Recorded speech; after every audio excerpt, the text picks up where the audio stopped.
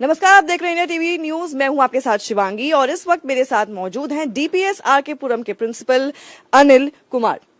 आपका India TV पर स्वागत है सर। थैंक यू सर, सबसे पहले बात करेंगे स्कूल करिकुलम की। डीपीएस एक काफी नामी ग्रामी स्कूल है। अब साथ ही बात आती है कि इसमें एडमिशन के लिए जो है पेरेंट्स में हमेशा होड़ रहती है।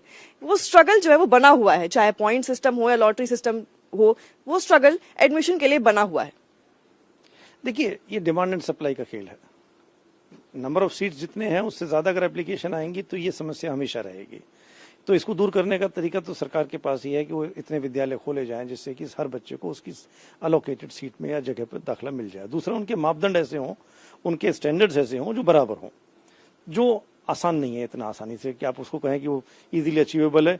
क्योंकि जो भी स्कूल ने अचीव किया है as a legacy in last 70 odd years, तो वो ये मान के चलो कि एक हार्ड वर्क, एक डेडिकेशन, एक जैसे कहते हैं ना मोटो इटसेल्फ। जैसे अगर मैं डीपीएस की बात करूं, सर्विस बिफोर सेल्फ, यानी कि आप अपने आप को बाद में रखेंगे, पहले सर्विस देना पसंद करेंगे। That is the idea which was when the school was conceptualised. तो आप सोचो, ऐसे सिद्धांतों से अगर स्कूल आगे चलेगा तो आगे चला ही जाएगा। अब वैसे ही नेशनल एजुकेशन पॉलिसी को लाया जा रहा है, उसको इम्प्लीमेंट किया जा रहा है, तो इससे क्या क्या बदलाव देखने को मिलेंगे, ना केवल थ्योरी में लेकिन प्रैक्टिकल लेवल पर? देखिए, जहां तक सवाल है एनईपी का, वो एक बहुत बड़ा कदम है। उसके अंदर मैं कहूंगा कि कॉम्पिटेंसी बेस्ड असेसमेंट एक बहुत बड़ी एक चैलेंज बन के निकलेगा सभी स्कूलों के लिए। बट मैं कहूंगा कि पुराने जमाने में ना रोट लर्निंग की बात किया करते थे कि आपने सीखा, सुना और आगे पहुंचा दिया। अब थोड़ा सा मैं कहूंगा इसमें ये डिफरेंस आ गया है over a period of time कि दैट क्या हम उसमें गुणे भी हैं, क्या उसको सीखा भी है एक्चुअल में। That is the idea. Sir, एक नया डिसीजन सामने आया कि सीबीएसई में अब 10वीं की परीक्षा अगले सेशन से साल में 2 बार होगी। तो इसके पीछे के कारण क्या हो सकते हैं? देखिए, जहां तक सवाल है 2 बार परीक्षा का, ये अपने आप में इसको दो तरफा देखने की आवश्यकता है। अगर मैं इसको बच्चों के पर्सपेक्टिव में देखूं तो ये डेफिनेटली डिस्ट्रेसर है। क्योंकि आप ये मान के चलिए कि अगर एक बच्चे को, जैसे फॉर एग्जांपल मैं अभी रिसेंट का एग्जांपल देता हूं कि एक बच्चे का एक्सीडेंट हो गया बोर्ड के जस्ट एग्जाम से पहले। अब वो इतने पैनिक में भी पेपर देने जा रहा है। ऐसे सिनेरियो में अगर 2 मौके मिलेंगे एक ही बच्चे को तो वो अच्छी ही बात है। दूसरा, मैं कहूंगा कि इसका ऑब्वियसली फ्लिप साइड आएगा, वो ये बहुत ज्यादा टीचिंग लोड जो हम जनरली कैलकुलेट करते हैं for a teacher in a particular classroom situation, उस पर जरूर इसका इम्पैक्ट आएगा। तो उसको ध्यान में रखना बहुत आवश्यक है जब इस पॉलिसी को लगाया जाएगा। सर, जब कोविड आया, बच्चों ने ऑनलाइन पढ़ाई शुरू करी। एज मतलब टीचिंग फैकल्टी स्कूल की तरफ से देखा जाए तो आपके लिए क्या इजी रहता है, ऑनलाइन या ऑफलाइन, और क्या किसको आप प्रेफर ज्यादा करें? देखिए, ऑफलाइन का कोई मुकाबला नहीं है, क्योंकि उसके अंदर ह्यूमन बींग्स जो है वो ट्रांजिएंट बींग्स हैं, यानी कि उनके अंदर एक चेतना चलती है।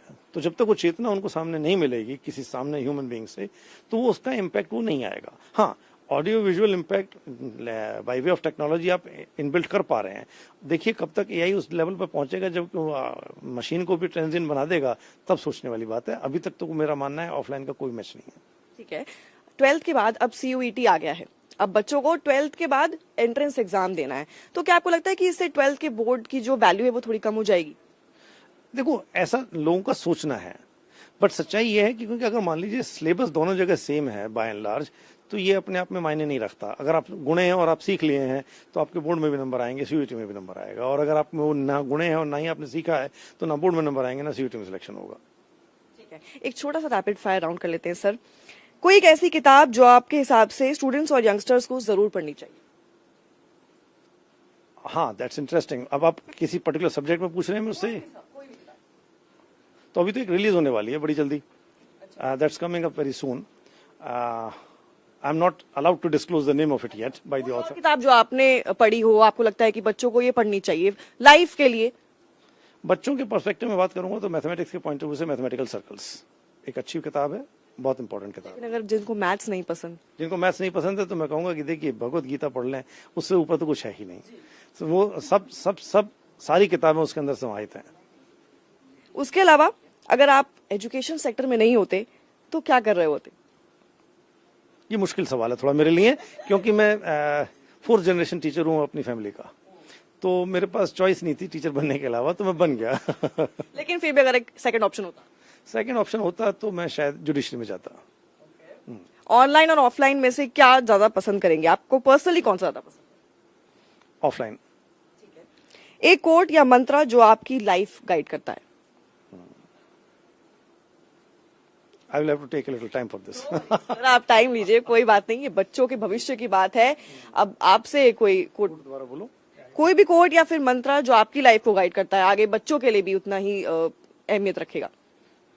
कर्मण्यवाधिकारस्ते माँ फलेषु कदाचन, माँ कर्म फलेतु भूमि माते संगोस्त विकर्मणि। कर्म पर आपका अधिकार है, मोमेंट में जियो, कर्म करो, शिद्दत के साथ करो। ना फलों पे आपका अधिकार था ना कभी होगा, वो मिलेंगे वेरी गुड, नहीं मिलेंगे इक्वली गुड। क्या बात है सर। इसी के साथ एक लास्ट सवाल, एजुकेशन को लेकर सबसे बड़ा मिथ जो लोग आज भी मानते हैं। एजुकेशन में जो सबसे बड़ा मिथ है वो ये है मेरा मानना कि ये सोचते हैं कि हम हर एक को हर एक चीज सिखा सकते हैं, जबकि एजुकेशन का मतलब ये नहीं है। एजुकेशन का मतलब विवेकानंद जी ने बहुत अच्छी डेफिनेशन दी थी। एजुकेशन जो है, education is the manifestation of what you already have in you. तुम्हारे अंदर क्या है उसे बाहर निकालने की प्रक्रिया एजुकेशन है।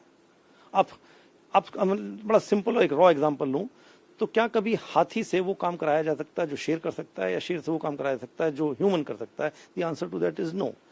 हर एक के अंदर कुछ इनबिल्ट क्वालिटीज हैं, उन क्वालिटीज को बाहर निकाल करके आप दिखा दें, आपका एजुकेशन का पर्पस सर्व। धन्यवाद सर, आपने अपना कीमती समय हमें दिया, इतनी वैल्यूएबल बातें बताई, एंड आई एम श्योर हमारे सारे व्यूअर्स के जो भी क्वेश्चंस थे उनके आंसर्स उन्हें मिल गए होंगे। तो आपको इंटरव्यू कैसा लगा हमें जरूर बताएं और बने रहे इंडिया टीवी के साथ।